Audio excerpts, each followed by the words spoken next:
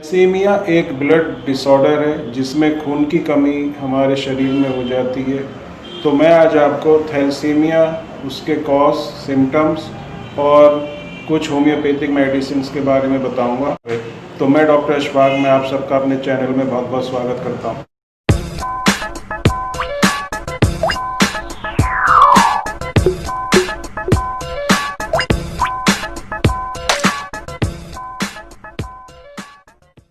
दोस्तों, आज मैं जिस प्रॉब्लम या एलिमेंट के बारे में बताने जा रहा हूँ वो थैलेसीमिया है, जिसका आमतौर पर कोई ट्रीटमेंट नहीं होता। लेकिन मैं आज आपको अपने इस वीडियो में कुछ होम्योपैथिक मेडिसिन भी बताऊँगा जो इसके ट्रीटमेंट में बहुत ही इफ़ेक्टिव है।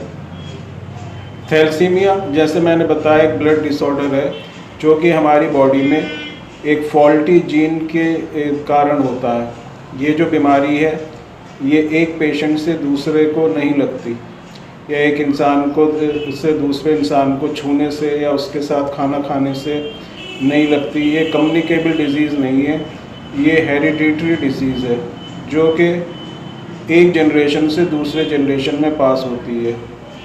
अगर पेरेंट्स में ये जीन मौजूद है, फॉल्टी जीन है, तो उसके बच्चे में ये जो है थैलेसीमिया की प्रॉब्लम होती है। और ये एक बहुत ही कॉम्प्लिकेटेड डिसऑर्डर है। इसमें आम तौर पर लोग जो हैं थैलेसीमिया को आयरन डिफिशिएंसी या एनीमिया से जोड़कर देखते हैं, जो कि दो बिल्कुल अलग अलग कंडीशन है। या जो आरबीसी होते हैं हमारे बॉडी में, वो जो है एबनॉर्मल हीमोग्लोबिन बनाते हैं। हमारी बॉडी में हीमोग्लोबिन का जो फंक्शन है वो ऑक्सीजन को ले जाना different parts of the body.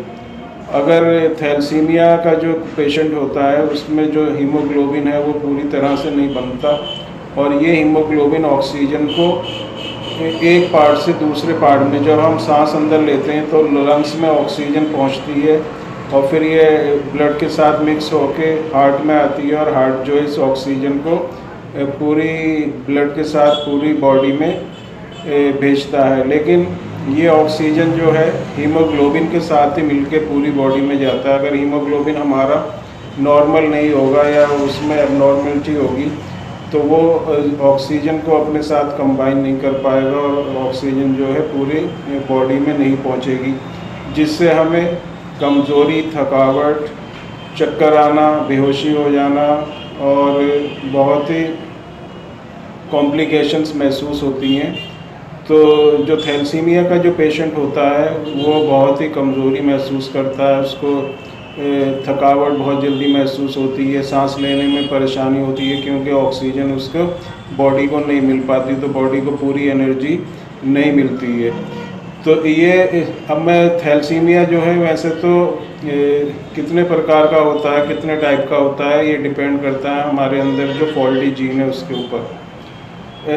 दो तरह का थैलेसीमिया पाया जाता है, एक है अल्फ़ा, दूसरा है बीटा। अल्फ़ा थैलेसीमिया में भी अलग अलग टाइप होते हैं। अगर एक फॉल्टी जीन है अल्फ़ा थैलेसीमिया में तो इस तरह के जो पेशेंट होते हैं उनमें ज़्यादा कॉम्प्लिकेशन नहीं होता और उनको दिक्कत भी कोई नहीं होती है। अगर दो फॉल्टी जीन है अल्फ़ा थैलेसीमिया में, अगर दो फॉल्टी जीन्स होते हैं तो इसमें दिक्कत ये आती है कि ऐसे पेशेंट को ब्लड ट्रांसफ्यूज़न की ज़रूरत पड़ती है। उसको ब्लड देना पड़ता है बाहर से, क्योंकि उसका जो है हीमोग्लोबिन पूरा नहीं बन पाता और उसको रेगुलरली थोड़े थोड़े टाइम के बाद ब्लड चढ़ाना पड़ता है। और अगर 3 फॉल्टी जीन्स हैं तो उसमें भी यही है, और टाइम जो है ब्लड ट्रांसफ्यूज़न का और कम हो जाता है।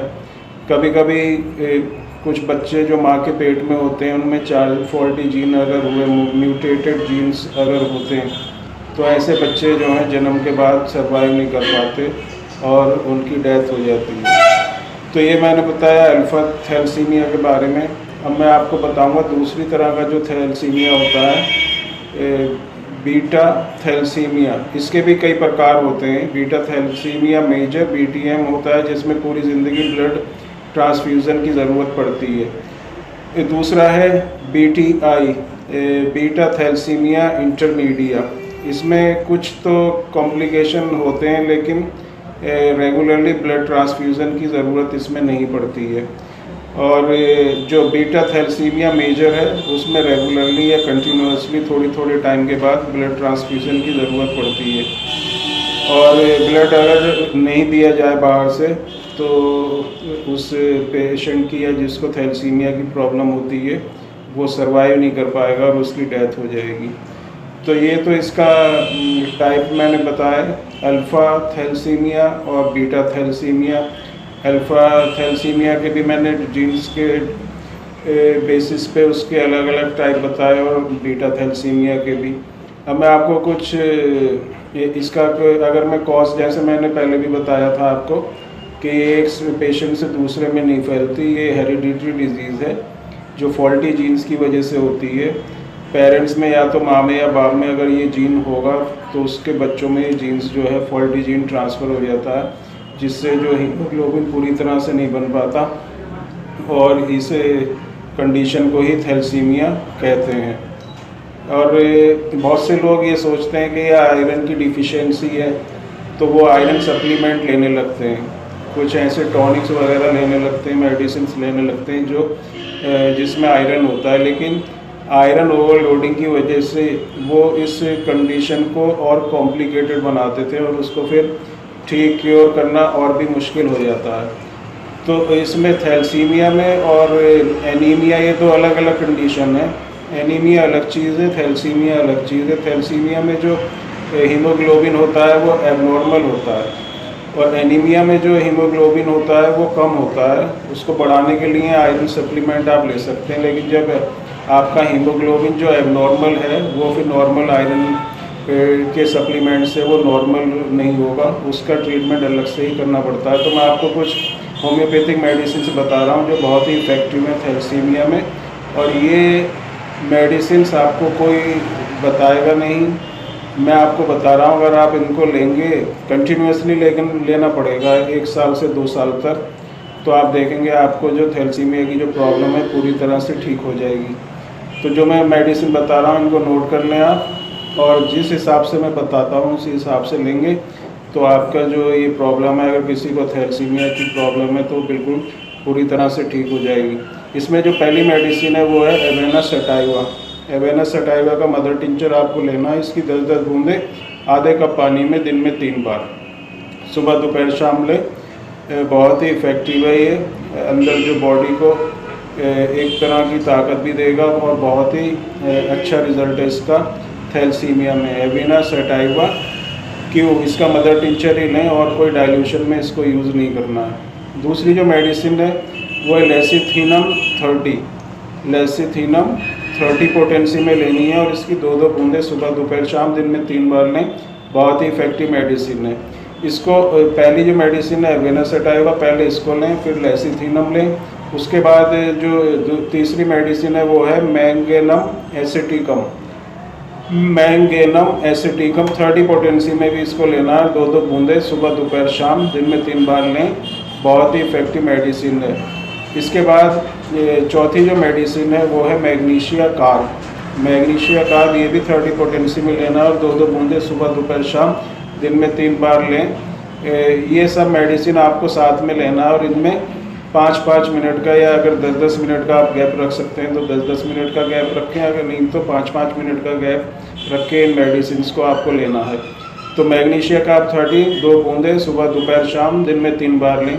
अगर आप ड्रॉप्स में लेते हैं तो 2-2 बूंदें लें सुबह दोपहर शाम। अगर पिल से गोलियों में डाल के लेते हैं तो 5-5 गोली सुबह दोपहर शाम किसी भी फॉर्म में आप ले सकते हैं, या तो डायरेक्ट जीभ पे डाल लें या इसको गोलियों में बनवा के 5-5 गोली सुबह दोपहर शाम लें। इसके बाद जो 5वीं दवा है वो है काली फॉस्फोरिकम 6x। ये टैबलेट्स हैं काली फॉस 6x। इसकी 4-4 गोली सुबह दोपहर शाम दिन में 3 बार लेनी है और मुंह में रख के इसको चूसना है। काली फॉस्फोरिकम 6x पोटेंसी में लें, 4 गोली सुबह 4 गोली दोपहर 4 गोली शाम दिन में 3 बार। बहुत ही इफ़ेक्टिव मेडिसिन है। और इसके बाद जो 6th मेडिसिन, छठी मेडिसिन जो है वो है चाइना ऑफिशियलिस। इसको भी 30 पोटेंसी में लेना है। 2 बूंदे सुबह, 2 बूंदे दोपहर, 2 बूंदे शाम, 2-2 बूंदे सुबह दोपहर शाम। अगर आप ड्रॉप्स में ले रहे हैं तो 2-2 बूंदे लें सुबह दोपहर शाम, और अगर इसको आप पिल्स में या गोलियों में मिला के ले रहे हैं तो 5-5 गोली सुबह दोपहर शाम मुंह में रख के, जीभ के नीचे रख के उसको चूसें। और ये 6 जो मैंने मेडिसिन बताई, आपको 6 की 6 ही लेनी है साथ में, 5-5 या 10-10 मिनट के गैप से। एवेना सटाइवा पहले, फिर लेसिथिनम, फिर मैग्नम एसिटिकम, फिर मैग्नीशिया कार, फिर कालीफॉस 6X और चाइना ऑफिशियलिस जिसको सिंकोना भी कहते हैं 30 पोटेंसी। इन सब मेडिसिन को आप लें, साथ में लेंगे तो आप देखेंगे आपकी जो ये प्रॉब्लम है, जो आपको ब्लड ट्रांसफ्यूज़न की ज़रूरत पड़ती है, खून देने की ज़रूरत पड़ती है, इसका जो इंटरवल है अगर 1 महीने में देना पड़ रहा है, 2 महीने में, तो ये धीरे धीरे बढ़ता जाएगा और आप देखेंगे 1 साल में आपके जो पूरा जो ये प्रॉब्लम है पूरी तरह से क्योर हो जाएगी। लेकिन आप इस मेडिसिन को 2 साल तक कंटिन्यू रखें और 2 साल तक आप इसको लगातार लेंगे तो देखेंगे कि आपकी जो भी ये थैलेसीमिया की जो प्रॉब्लम है वो पूरी तरह से ख़त्म हो जाएगी और आप एकदम बिल्कुल स्वस्थ हो जाएंगे। और जो भी डिफिशिएंसी आपके अंदर है, जो भी कमी है, जो भी प्रॉब्लम है, वो पूरी तरह से आपकी दूर हो जाएगी। तो दोस्तों, ये था मेरा आज का वीडियो थैलेसीमिया के ऊपर। आपको कैसा लगा इसको लाइक करें, शेयर करें, सब्सक्राइब करें और कमेंट बॉक्स में कमेंट लिखें। अगर कुछ पूछना चाहते हैं तो व्हाट्सएप पे भी मैसेज भेज सकते हैं। तो दोस्तों, आज के लिए इतना ही। बाय।